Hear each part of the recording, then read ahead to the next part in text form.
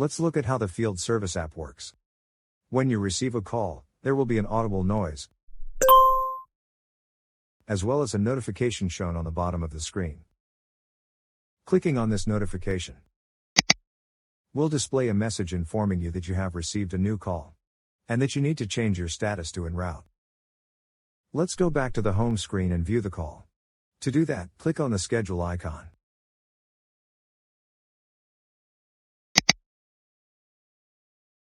The center of the screen displays the time that you are expected to arrive at the breakdown location, the time that the call is expected to be completed, and the breakdown address. To see the details on this call, you'll click on it. This is the Overview tab. The tab displays the service appointment description. For this example, it is a tire change. The center of the screen displays the time that you are expected to arrive at the breakdown location, the time that the call is expected to be completed, the breakdown address, and your ETA. To get the detailed information about the call, click on the Details tab. The Details tab displays our member's name.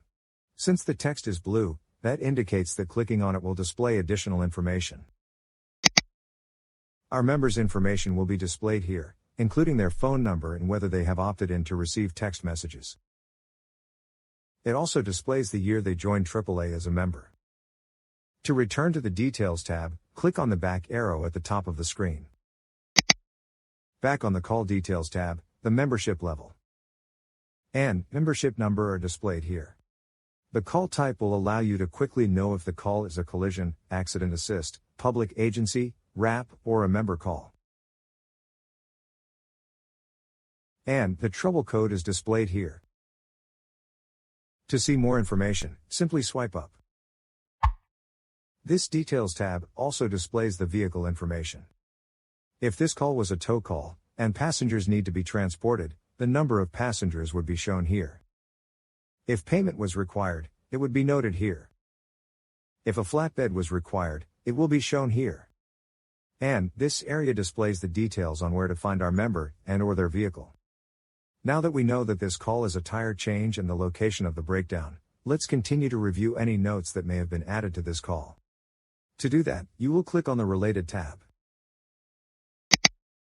On this Related tab, before we go to review call comments, let's point out the service appointments line. Notice there is a number 1 in parenthesis. This means that there is only one service appointment number associated with this call. All calls, other than tow calls, will have a 1. Tow calls will display a number 2. That is because they have the additional statuses of in tow and tow complete. So, they are assigned a second service appointment. Next, let's look at the call comments. Read through all of the comments here. Most importantly, notice that the member will be waiting inside the Starbucks. Let's exit out of here. To do so, you'll click on the back arrow. Next, review the Feed tab. The Feed tab may include any additional information added by the dispatchers. Always check here after checking the call comments. If you ever need to add a comment to a call, this is where you would do it. You would click on Create a New Post. Let's exit out of here. To do so, you'll click on the back arrow. And, to exit out of this screen, click on the back button again. Now that we know that this call is a tire change and the location of the breakdown, and that there are no special circumstances, you would contact our member to inform them of your ETA. Afterwards, you change your status from dispatched to en route. To do that, you will click on Actions. This menu now provides you with many options. You can add 15 minutes to the ETA to our member. You can change your status to en route. If this was a tow call, and our member advises you of their tow contact's updated information, this is where you would add that information. View Detail will take you to the same Details tab we previously viewed. You can extend your work time. This is helpful for when you are on site and you need additional time to complete the service. Let's go ahead and update our status from dispatched to en route. If for some reason, you are unable to complete the service appointment, you would select, Cannot complete. You will have this option presented to you each time you change your status. If our member's information is required, you will be reminded here to obtain that information when you arrive on scene. And, if this was a COD call, then you will be reminded here. Let's go ahead and change the status from Dispatch to En route. Then, click on the Next button. And click on the Finish button. Notice, your status is now En route. Once you are on scene with our member, you will need to change your status to On location. Please note, typically, Glimpse will update your status automatically when you arrive on location. But, if it doesn't, you will need to do it manually. To do so, click on Actions. Click on Next Steps.